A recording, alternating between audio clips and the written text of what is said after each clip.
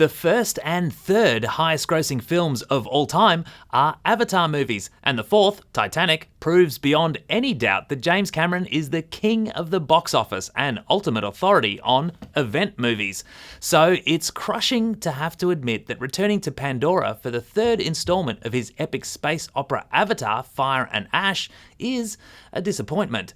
To be fair, Cameron has set the bar almost impossibly high, and visually, Fire and Ash is every bit as spectacular as the previous two films. This critic actually watched the movie with one of Australia's most celebrated directors, and I'm not going to name names, but I will tell you it's a visionary on Cameron's level who proclaimed afterwards that Fire and Ash was the most technically impressive thing he'd ever seen.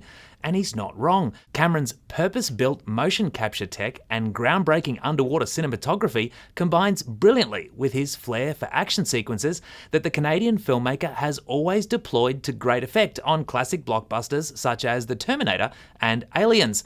But the wow factor we felt when the first Avatar film arrived in all its 3D glory back in 2009, and then again with the sequel, The Way of Water, in 2022, has been replaced with a sense of fatigue.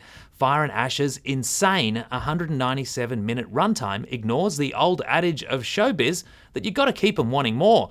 Perhaps Cameron's greatest achievement here, and greatest pitfall, is creating an alien world so immersive that the viewer suspends their disbelief to the extent that they're no longer distracted by the spectacle and are free to focus on things such as performance, storyline, and dialogue.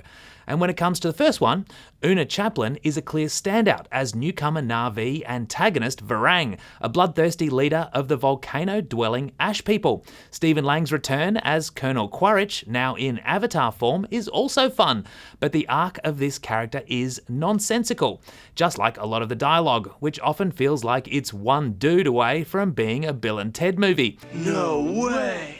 Yes way! Imagine if Han turned to Luke in Return of the Jedi and said, "Bro, you good?" before sincerely calling Leia baby and then yelling shit during a key action sequence. Put it this way, it doesn't give Rockingham export Sam Worthington's Jake Sully character much to work with, let alone the great Kate Winslet and Sigourney Weaver. Despite the title, the film is mostly based in the watery environments of the previous film, which feels like a consequence of making these movies back to back. The final battle sequence is so similar, in fact, you'll feel a sense of deja vu. But regardless, Fire and Ash is a cinematic experience, unlike anything else, and should still make a killing at the box office. It'll have to, if Cameron is to fulfill his vision of making two more of these things. Avatar, Fire and Ash gets 3 stars.